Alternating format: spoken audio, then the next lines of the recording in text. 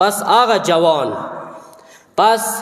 آغا نن سبا چونکه فتنی مختلفی دی تیر شوی زمانو فتنونا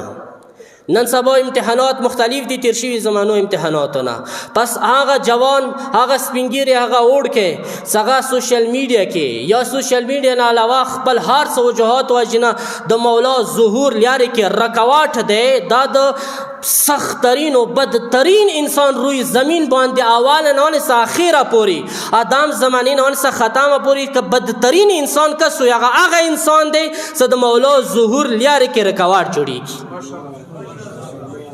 مولا ظهور لیاره کی چوک رکواٹ جوڑیگی آغا چوک رکواٹ جوڑیگی سے اجتماع خارغ عبادتی عبادات حوالی سرا امام ظهور حوالی سرا امام محبات حوالی سرا مخ کی روانه ده معاشره خاخ کلی روغا طریقی سرا مخ کی روانه ده دغه یو جوانی و پوسٹ واجینا دغه اجتماع ونیسی لاندی روالی وی شبهی واجینا وی فتنی واجینا